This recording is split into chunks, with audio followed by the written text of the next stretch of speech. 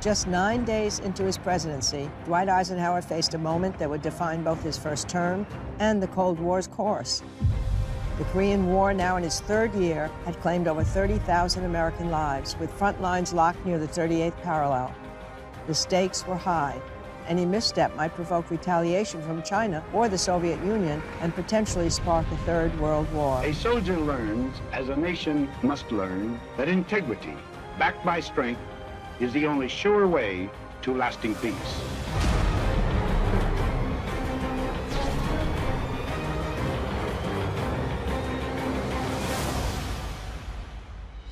Just 9 days into his presidency, Dwight Eisenhower held his first national security meeting.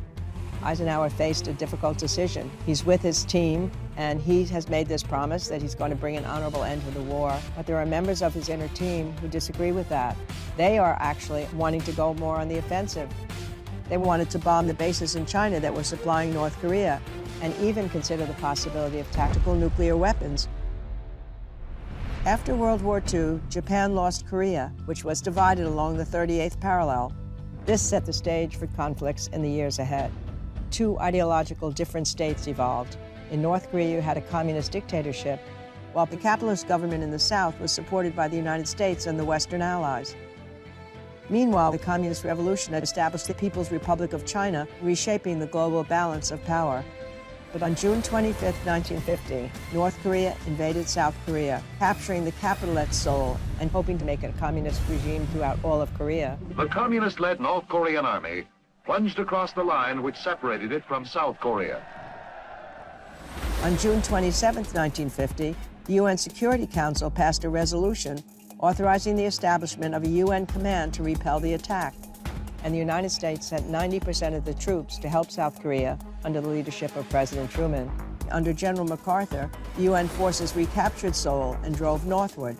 Truman feared this would bring the Soviet Union into the war. The American troops thereafter began to move up to the borders of China. Communist China saw it as an imminent threat. They sent hundreds of thousands of troops across the Yalu River, escalating the problem. The Chinese Communist 42nd Army crossed the Yalu River, Korean border, at Wonpo-jin. This massive counteroffensive pushed American and South Korean forces backward in a brutal retreat. At the same time, the conflict exacerbated fears of communism at home, leading in some ways to McCarthyism and to a debate that would continue throughout the decade. And finally, in the fall of 1952, peace talks had stalled. The war had claimed over 30,000 American lives, turning the conflict into a costly, demoralizing stalemate. American GIs fought on courageously against overwhelming odds. After World War II, the people were weary of war. So months earlier, during the 1952 race for the presidency, Eisenhower campaigned heavily on the issue of the Korean War and Truman's conduct of that war. But Eisenhower could not appear soft on communism. Eisenhower made a bold pledge to the American people. I would go to Korea. If you people put the responsibility of the presidency on me, I'd go out there to see about this. After so many years, and after 30,000 people were already dead, this showed the voters that he was serious. My only son has to go into Korea next month. I am not viewing this thing lightly. And it really gave them hope that a war that had taken so many resources and so much time was finally going to come to an end. A beaming Ike and a radiant Mamie. The long campaign is over. The American people have spoken with a resounding voice at the polls. Victory is here. General Dwight D. Eisenhower is elected. He won in large part because of his promise to bring an end to the war in Korea.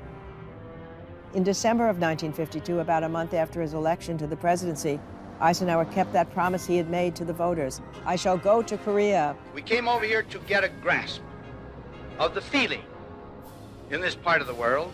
He talked to the South Korean troops, he talked to the American troops, he meets with the leaders. He gets as much information on the ground as he could. He always said, even during World War II, that the best information came from talking to the troops. Here he is, standing with the South Korean troops, standing with fellow soldiers.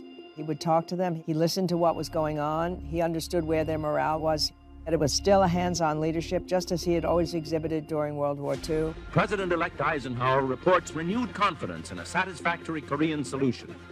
Every one of us thinks we have learned something to make this expedition sort of a starting place from where we are going to plan, the programs we're going to adopt. It will solidify him when he goes home and has to make a decision about what to do about the fate of Korea. Now in office, Eisenhower confronted the sobering reality of fulfilling these promises in a complicated time. Just 9 days after his inauguration, he held his first National Security Council meeting. Some of his military advisors, including Secretary of State John Foster Dulles, wanted him to take an offensive action, pushing for bombing Chinese bases supporting North Korea, and even considering the use of tactical nuclear weapons. Others had more moderate views, but he made a promise to bring an end to the war in Korea. All eyes were now on Eisenhower. The world anxiously awaited, fearful that any misstep might provoke retaliation from China or the Soviet Union and potentially spark a third world war. It's less than a decade after World War II, and Eisenhower remembers the horrors of that war. The last thing he wants to do is to provoke some larger war. He kept the language ambiguous that he might even consider nuclear weapons. I mean, it's very subtle what he's doing here. He uses the threat of nuclear weapons by just remaining ambiguous about it. If the war doesn't end, we may need unconventional solutions, he said, but I want peace. Don't let anybody tell you that the winning of peace is too big, too difficult for us. And then he authorized Operation Hudson Harbor to conduct mock atomic bombing runs with dummy bombs over the war zone to replicate what a nuclear attack might look like. Eisenhower maintained communication with intermediaries, India and Sweden, during this period of time. And he's telling them that he wants peace in the long run, but he's willing to escalate if he has to. He finally decided to pursue armistice rather than total victory. So what he does is sponsor 2 divisions of South Korean troops. 30,000 more troops will come into the battle, trained by the United States, paid by the United States, but it will be a way of getting the South Koreans more involved in the battle and reducing America's commitment in the long run. Just because one side wants peace doesn't make peace. We must go ahead and do things that induce the other to want peace also. It also showed the Soviet bloc that the U.S. would stand firm. By July of 1953, an armistice was signed, effectively ending combat in Korea. We have won an armistice on a single battleground, not peace in the world. The war concluded with Korea still divided at the 38th parallel, but South Korea remained independent. It avoided a larger global war and brought, finally, a brutal conflict to its end. Eisenhower's willingness to accept an armistice rather than total victory showed that Eisenhower valued peace and stability over escalation and conflict. The way the Korean War was resolved gave America, I believe, moral authority, especially in the eyes of many neutral nations, which would become the battleground in the Cold War in the years ahead. Eisenhower combined toughness with diplomacy. He demonstrated both a soldier's sense of duty and a statesman's wisdom.